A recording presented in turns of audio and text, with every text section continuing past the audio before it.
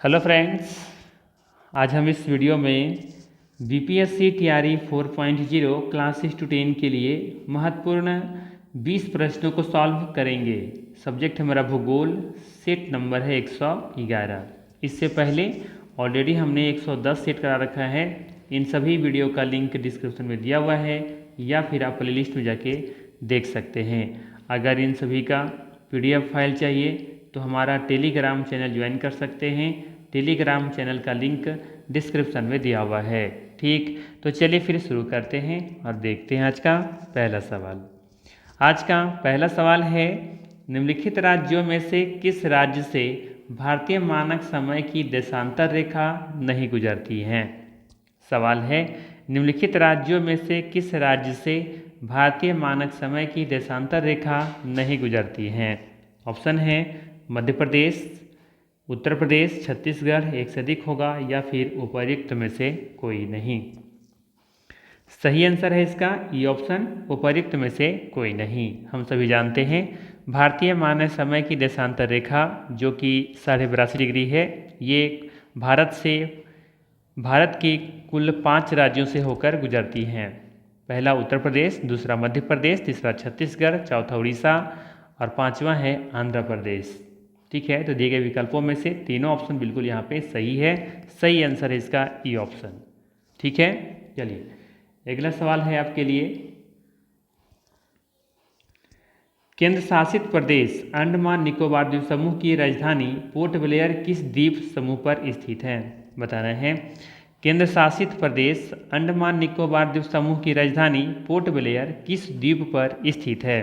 Option है दक्षिण Andaman, little Andaman, मध्य अंडमान, एक से अधिक होगा या फिर उपर्युक्त में से कोई नहीं। सही आंसर है इसका ए ऑप्शन, दक्षिण अंडमान। याद रखिएगा, केंद्र शासित प्रदेश अंडमान निकोबार द्वीप समूह की राजधानी पोर्ट ब्लेयर दक्षिण अंडमान द्वीप पर स्थित है। ये ऑप्शन यहाँ पे बिल्कुल ही करेक्ट होगा, याद रखिएगा। चलिए अगला सवाल है, कौन सा राज्य उत्तरी पूर्वी राज्य की 7 बहनों का भाग नहीं है। सवाल है, कौन सा राज्य उत्तरी पूर्वी राज्य की 7 बहनों का भाग नहीं है, उसके हिस्से नहीं हैं। ऑप्शन है सिक्किम, पश्चिम बंगाल, असम, एक से अधिक होगा या फिर उपर्युक्त में से कोई नहीं। इसका सही आंसर है डी ऑप्शन, उपर्युक्त में से एक से अधिक। आप देखेंगे दिए गए विकल्पों में सिक्किम और पश्चिम बंगाल, ठीक है, ये दो ऐसे राज्य हैं जो कि दिए गए विकल्पों में से उत्तरी पूर्वी राज्य की 7 बहनों के भाग नहीं हैं, जबकि असम इसका हिस्सा है। अर्थात डी ऑप्शन बिल्कुल यहाँ पे सही होगा। ठीक है, याद रखिएगा, 7 सिस्टर्स में जो आप देखते हैं उत्तर पूर्वी भाग में जो 7 जो राज्य हैं, ठीक है, 7 राज्य कौन कौन से हैं, चाहे तो आप लोग कमेंट करके बता सकते हैं। ठीक है, इनफैक्ट हम बात करें यहाँ पे अरुणाचल प्रदेश, नागालैंड, मिजोरम, मणिपुर, त्रिपुरा, ठीक है, असम, ठीक है, ये कुल मिला के 7 राज्य हैं जो कि उत्तरी पूर्वी राज्य के हिस्से हैं। ठीक है, कोई नाम छूट गया होगा तो एक बार देख लीजिएगा। चलिए अगला सवाल है, भारत का कौन सा राज्य 3 ओर बांग्लादेश से घिरा हुआ है। सवाल है आपसे कि भारत का कौन सा ऐसा राज्य है जो 3 ओर से बांग्लादेश से घिरा हुआ है। ऑप्शन है नागालैंड, त्रिपुरा, मिजोरम, एक से अधिक होगा या फिर उपर्युक्त में से कोई नहीं। सही आंसर है इसका बी ऑप्शन, त्रिपुरा। भारत का एकमात्र ऐसा राज्य जो 3 ओर से घिरा हुआ है वो कौन सा राज्य है, त्रिपुरा है। अब मैप पर देखेंगे तो देख पाएंगे कि त्रिपुरा 3 ओर से बांग्लादेश से घिरा हुआ है। दिए गए विकल्प में से सही आंसर बी ऑप्शन होगा। देख सकते हैं यहाँ पे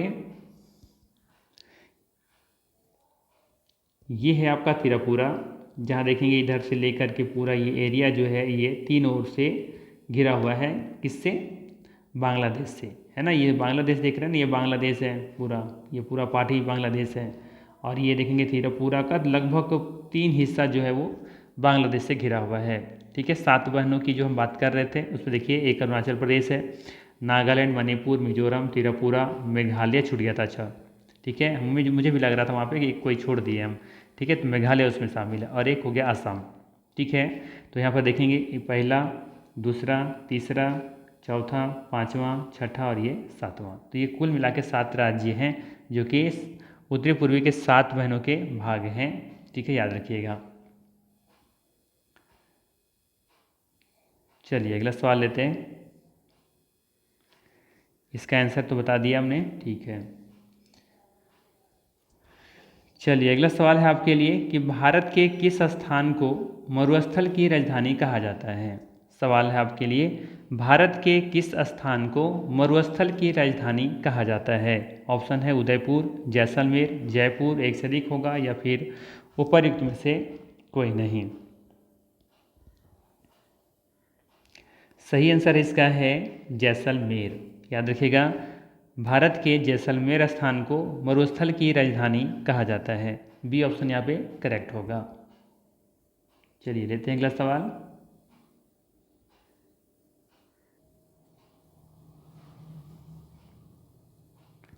चलिए अगला सवाल है आपके लिए, अरावली और विंध्य श्रृंखलाओं के बीच कौन सा पठार है।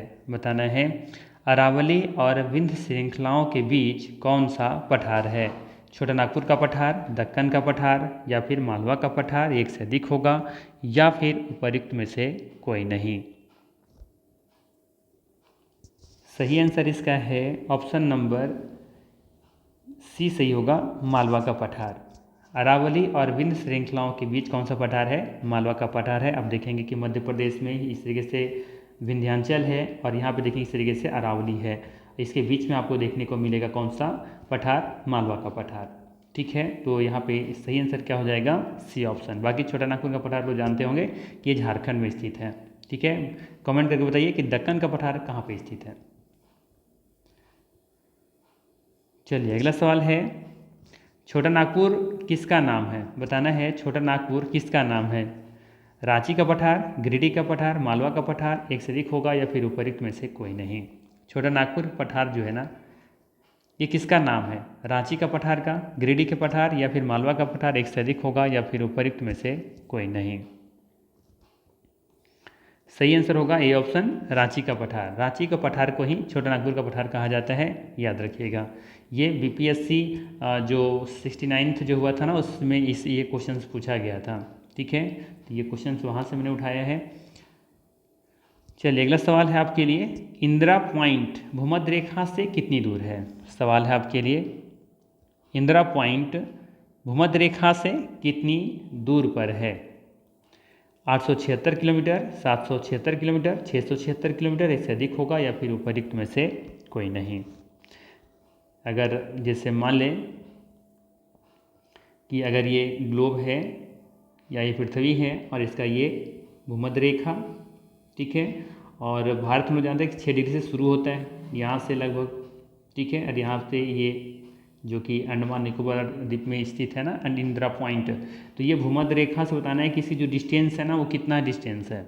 876 किलोमीटर का, 776 किलोमीटर या 676 किलोमीटर।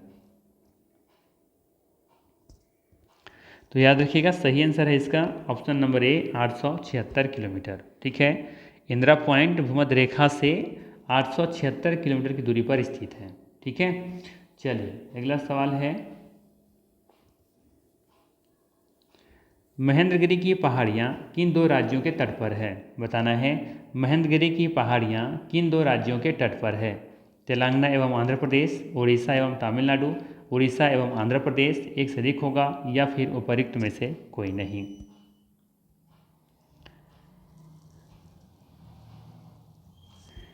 सही आंसर होगा इसका उड़ीसा और आंध्र प्रदेश। ठीक है, ऑप्शन नंबर सी सही है। उड़ीसा और आंध्र प्रदेश के तट पर स्थित है महेंद्रगिरी की पहाड़ियाँ। ठीक है, सी ऑप्शन बिल्कुल यहाँ पे करेक्ट होगा। और आप लोग कमेंट करके बताइए कि महेंद्रगिरी की सबसे ऊंची चोटी का नाम क्या है। ठीक है, कई बार आपने हम वीडियो में बता चुके हैं, कमेंट करके बताइएगा, देखते हैं कितने लोग एक्टिव हैं। चलिए अगला सवाल है, स्वच्छ सर्वेक्षण, यहाँ से करंट अफेयर से सवाल मिलेगा 1-2। ठीक है, स्वच्छ सर्वेक्षण 2024-25 में सर्वश्रेष्ठ गंगा शहर का खिताब किसे मिला है।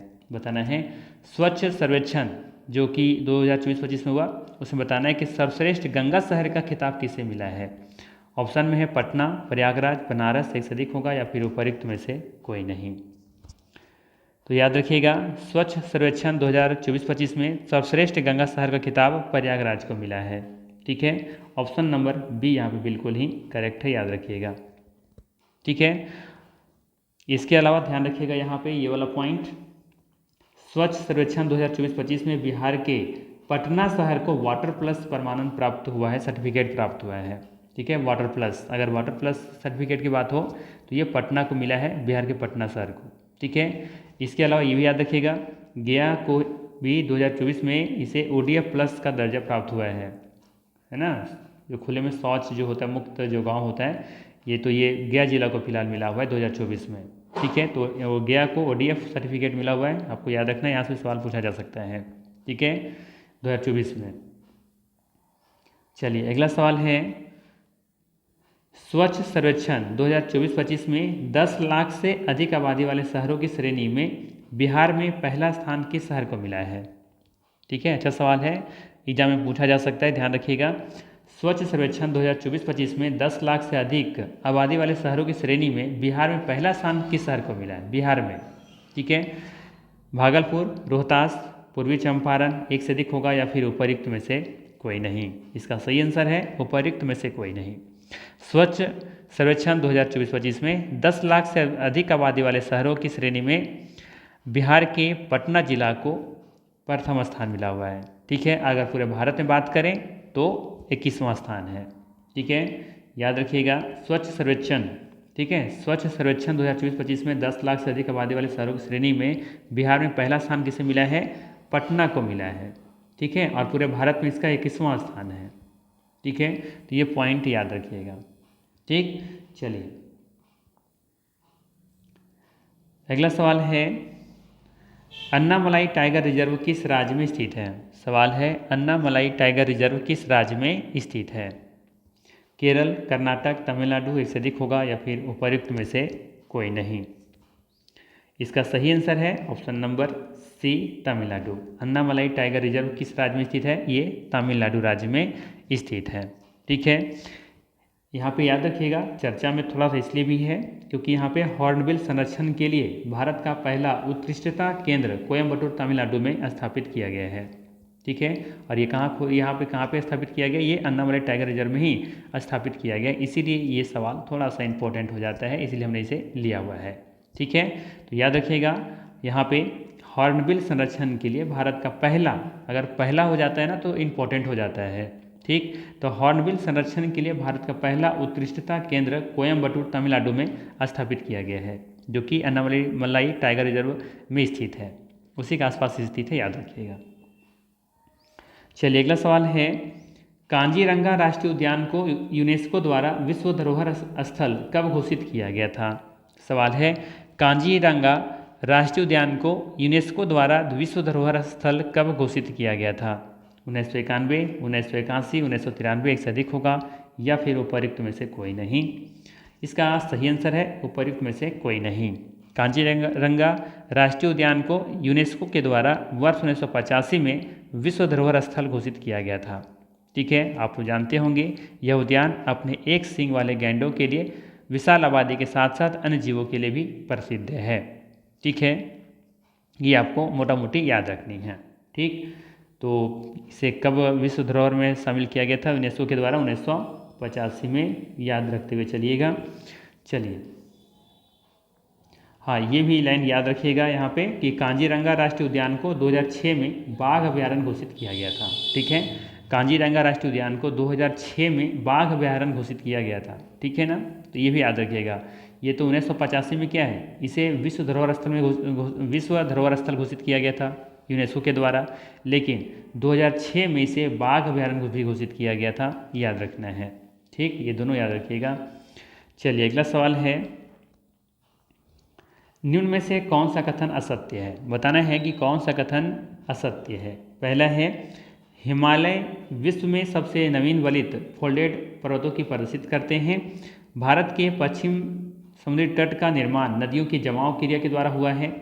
भारत में गोंडवाना शिलाओं में कोयले का बृहत्तम भंडार है, एक से अधिक होगा या फिर उपरोक्त में से कोई नहीं।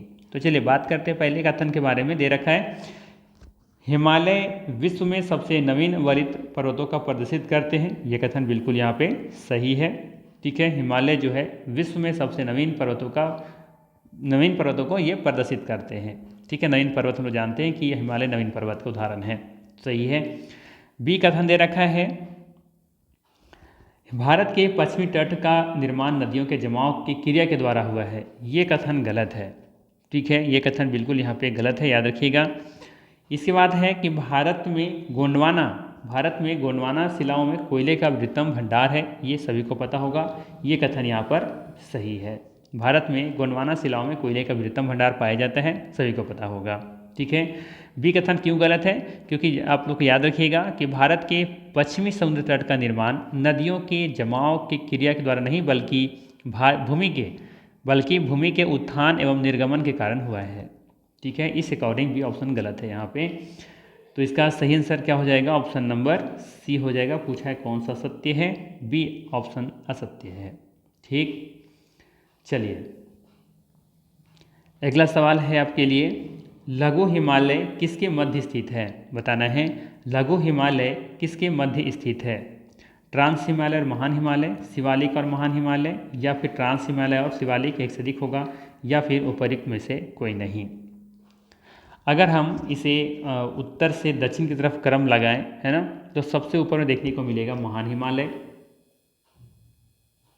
ठीक है, इसी के नीचे आप देखेंगे तो महान हिमालय के नीचे आपको क्या देखने को मिलेगा?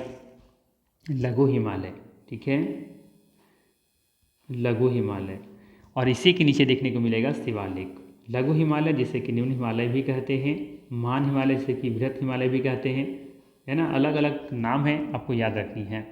तो देखिए सवाल क्या था, लघु हिमालय किसके मध्य में स्थित है? तो ये महान हिमालय और शिवालिक के बीच में स्थित है।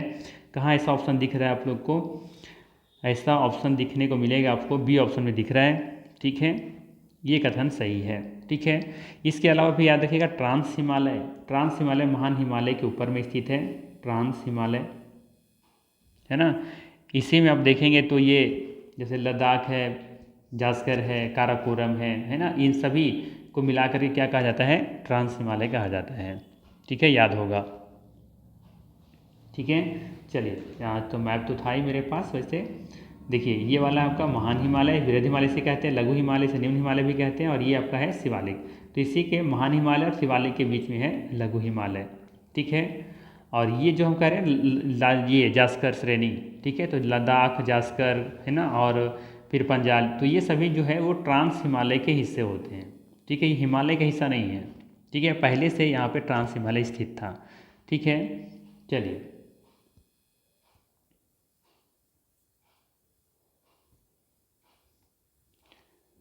अगला सवाल है आपके लिए, दक्षिण भारत की सबसे ऊंची चोटी कौन सी है? सवाल है दक्षिण भारत की सबसे ऊंची चोटी कौन सी है? ऑप्शन है दोदा बेटा, महेंद्रगिरी, अनाईमुड़ी, एक से अधिक, या फिर उपयुक्त में से कोई नहीं। तो इसका सही आंसर है अनाईमुड़ी। दक्षिण भारत की सबसे ऊंची चोटी कौन सी है? अनाईमुड़ी है। या फिर प्रायद्वीपीय भारत की सबसे ऊंची चोटी कौन सी है? अनाईमुड़ी है। ठीक है, जिसकी ऊंचाई 2695 मीटर है। कितना? 2695 मीटर। ठीक है, याद रखिएगा।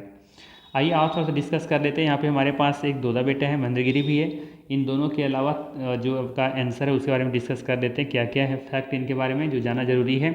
जैसे कि अनाईमुड़ी, जिसे कि अनाईमुदी भी कहते हैं, अनामुदी भी कहते हैं, अलग अलग जगह पर अलग अलग लोग कहते हैं। ठीक है, अब ये तीनों का नाम एक ही है। ये दक्षिण भारत कहें या तो प्रायद्वीपीय भारत कहें कि ये सर्वोच्च पर्वत चोटी है। इस ऊंचाई 2695 मीटर है, जो पहले बता चुके हैं, और ये केरल में स्थित है। इंपॉर्टेंट बात। ठीक है, और ये चोटी पश्चिमी घाट पर्वत का भाग है। ठीक है, तो यहाँ से 2-3 पॉइंट याद रखनी है। अनाईमुड़ी को ही अनाईमुदी या फिर अनामुदी कहते हैं, और ये दक्षिण भारत कहें या तो प्रायद्वीपीय भारत कहें, ये दोनों की ये सर्वोच्च चोटी है। इस ऊंचाई 2695 मीटर है, और ये केरल में स्थित है। और सबसे बड़ी बात ये कि ये चोटी पश्चिमी घाट पर्वत का ही हिस्सा है। ठीक, वहीं बात करें दोदा बेटा के बारे में, तो ये तमिलनाडु राज्य में नीलगिरी पर्वत की सबसे ऊंची चोटी है। तो दोदा बेटा कहाँ है? तमिलनाडु में है, और ये नीलगिरी पर्वत की सबसे ऊंची चोटी है, जिसकी ऊंचाई 2637 मीटर है। ठीक है, अब देखेंगे इससे थोड़ा सा कम है। ठीक है, और ये भारत के पश्चिमी घाट में स्थित है और ऊटी से ये लगभग 9 से 10 किलोमीटर की दूरी पर स्थित है ना। कि ये पूछा भी सवाल गया था कि ऊटी कहाँ स्थित है ना, आप याद रखिएगा। यह चोटी ऊंचे बादलों के बीच स्थित है और यहाँ से घाटी का मनोरम दृश्य देखने को मिलता है।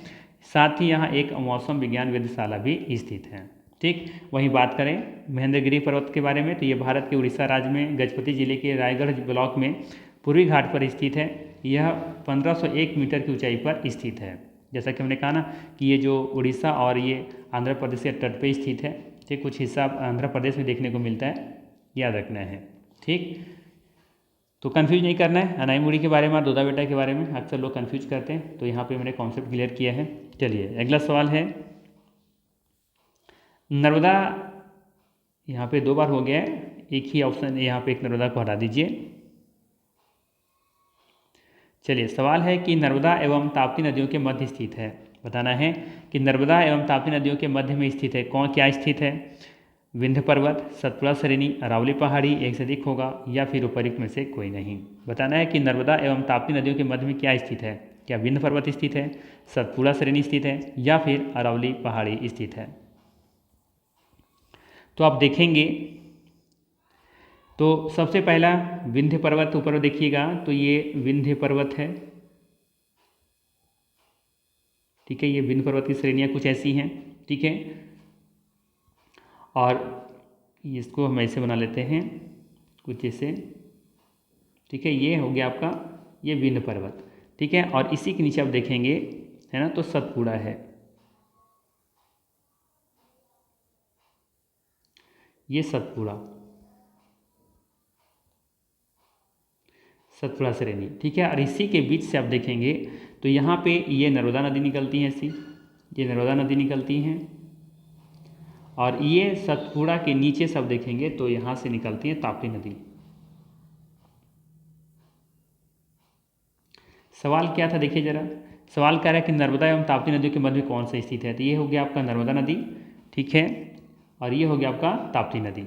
ठीक है, तो इन दोनों नदियों के मध्य में क्या है? तो ये सतपुड़ा श्रेणी है, अर्थात इसका सही आंसर क्या हो जाएगा? बी ऑप्शन हो जाएगा।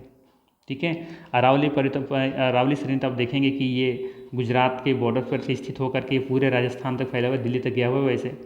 ठीक है, तो ये तो होगा ही नहीं। ठीक है, और ये विंध्य पर्वत थोड़ा सा कन्फ्यूजन वाली थी, लेकिन यहाँ पर देखेंगे विंध्य जो पर्वत है ये ऊपर में है, उसके नीचे सतपुड़ा है। ठीक है, चलिए अगला सवाल है आपके लिए, निम्नलिखित पर्वत शिखर में से कौन सा एक भारत में स्थित नहीं है? सवाल है निम्नलिखित पर्वत शिखर में से कौन सा एक भारत में स्थित नहीं है? ऑप्शन है गोसाई स्थान, कामेत, नंदा देवी, एक से अधिक होगा या फिर उपयुक्त में से कोई नहीं। सवाल क्या पूछा है आपसे कि कौन सा पर्वत शिखर ऐसा है जो कि भारत में स्थित नहीं है? कामेत, नंदा देवी या फिर गोसाई स्थान। इसका सही आंसर क्या होगा? गोसाई स्थान। Very good. क्यों होगा ये? क्योंकि ये नेपाल और ये तिब्बत के देखेंगे सीमा पर स्थित है गोसाई स्थान, जहाँ से आप देखेंगे कि ये कोसी नदी निकलती है। ठीक है, जबकि कामेत और नंदा देवी ये दोनों देखेंगे कि भारत में स्थित है। भारत में कहाँ स्थित है? ये दोनों उत्तराखंड में स्थित है। ठीक है, तो ये ऑप्शन यहाँ पे बिल्कुल ही करेक्ट हो जाएगा। ठीक, चलिए अगला सवाल है, कोसी नदी बिहार के किस जिले में प्रवेश करती है? सवाल है कोसी नदी बिहार के किस जिले में प्रवेश करती है? जैसा कि ऊपर हमने बात किया कि कोसी नदी गोसाई स्थान से निकलती है, निकलने के बाद ये जब बिहार में प्रवेश करती हैं तो किस जिले में पहले प्रवेश करती हैं? ऑप्शन दे रखा है मधुबनी, सुपौल, अररिया, एक से अधिक होगा या फिर उपयुक्त में से कोई नहीं। सही आंसर है इसका सुपौल। कोसी नदी बिहार के सुपौल जिले में प्रवेश करती हैं। ठीक है, यहाँ से देख सकते हैं ये है आपका कोसी नदी, किधर गया? ये वाला, ये कोसी नदी है और यहाँ से जाके देखेंगे तो जा करके फिर ये आगे मिल जाती है गंगा में, बट यहाँ पर देखेंगे तो ये सुपौल दिख रहे हैं, यहाँ पर ये सुपौल है ना, ये आपका सुपौल है, तो सुपौल में सबसे पहले ये प्रवेश करती है कोसी नदी। ठीक है, ये वाला, तो इसका सही आंसर क्या हो जाएगा यहाँ पे? Option number B. चलिए अगला सवाल है, निम्नलिखित में से बिहार का कौन सा जिला उत्तर प्रदेश से सीमा नहीं बनाता है? सवाल है निम्नलिखित में से बिहार का कौन सा जिला उत्तर प्रदेश से सीमा नहीं बनाता है? पश्चिम चंपारण, सिवान, रोहतास, एक से अधिक होगा या फिर उपरोक्त में से कोई नहीं। बताइए ज़रा इसका सही आंसर क्या होगा। देखते हैं आप लोग मैप का कॉन्सेप्ट कितना क्लियर है, कितना तैयारी आप लोग की तगड़ी है। ज़रा देखें आज हम देखते हैं कितने लोग कमेंट करते हैं सही सही आंसर, ईमानदारी से बिना चीटिंग किए आंसर आप लोग कमेंट कीजिए इसका 20वां क्वेश्चन का। देखते हैं कितने ऐसे लोग हैं जो इसका सही सही आंसर दे पाते हैं। इसी से पता चलेगा आप लोग कितना एक्टिव है, कितना आप लोग डीपली पढ़ कर रखे हुए हैं। आसान सा सवाल है, वैसे कोई ज़्यादा टफ नहीं है। हम लोग जानते हैं कि उत्तर प्रदेश से बिहार का 8 जिला सीमा साझा करती हैं, 8 जिला। ठीक है, अब 8 जिला कौन कौन है सबके जुबान पे होना चाहिए। अगर आप बिहार में नौकरी पाना चाहते हैं तो ये सब सवालों को तो आंसर ऐसे पता होना चाहिए आप लोग को। ठीक है, तब देखेंगे कि पश्चिम चंपारण भी लगता है, सिवान भी लगता है, सारण भी लगता है, रोहतास तो लगता ही है। लेकिन रोहतास तो थोड़ा सा कन्फ्यूजन हो सकता है, बट रोहतास का भी सीमा देखेंगे उत्तर प्रदेश के साथ लगता है। ठीक है, तो इसका सही आंसर क्या हो जाएगा, ई ऑप्शन उपयुक्त में से कोई नहीं। ठीक है, क्रम से बात करें सबसे ऊपर में देखेंगे तो क्या लग रहा है, सबसे ऊपर में पश्चिम चंपारण लगता है। उसी के नीचे आप देखेंगे तो गोपालगंज लगता है। ठीक है, उसी के नीचे सिवान लगता है, फिर सारण का लगता है ना। और उसके बाद आप देखेंगे रोहतास तो सबसे नीचे है, वैसे ये झारखंड से भी अपना सीमा साझा करता है। इसके अलावा बक्सर है और कैमूर है। ठीक है, तो बक्सर जहाँ से आप जानते होंगे बक्सर का युद्ध हुआ था। ठीक है, तो वहीं से देखेंगे गंगा भी बिहार में प्रवेश करती है बक्सर से।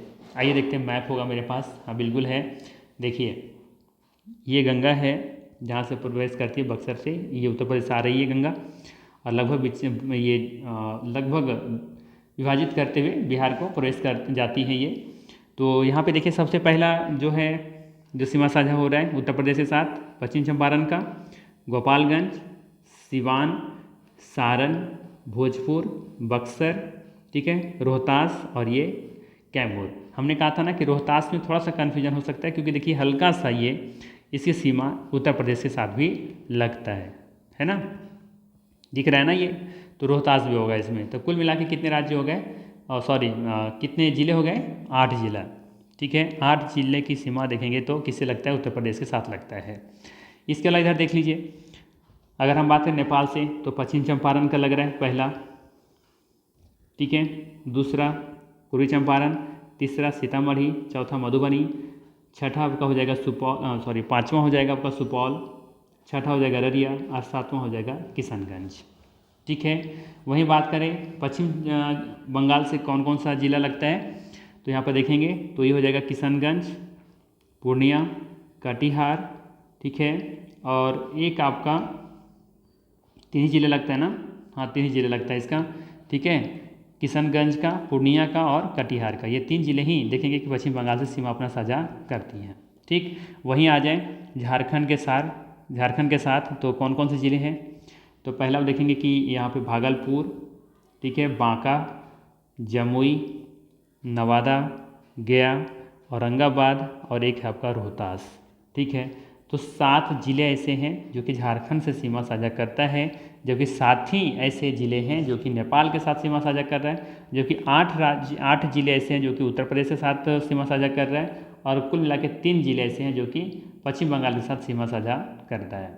ठीक, तो ये हुआ पूरा मैप का कॉन्सेप्ट क्लियर। ठीक, तो ये था महत्वपूर्ण 20 प्रश्न। अगर ये सेशन अच्छा लगा हो तो लाइक ज़रूर कीजिएगा, चैनल पर नए हैं तो सब्सक्राइब कीजिएगा, और भी ज़्यादा अगर दया दिखानी हो तो अपने दोस्तों के बीच में शेयर कर सकते हैं। ठीक है, और इसका PDF चाहिए आपको फ्री ऑफ कॉस्ट तो हमारा टेलीग्राम चैनल ज्वाइन कर सकते हैं, वहाँ पे आपको फ्री ऑफ कॉस्ट जितने भी अभी तक पढ़ाएँ सभी का PDF फाइल आपको मिल जाएगा। ठीक, बाकी कोई दुख दर्द अपना हो तो ज़रूर बताइएगा। ठीक, तो चलिए फिर मिलते हैं इसी तरह के नेक्स्ट वीडियो में। Thanks for watching.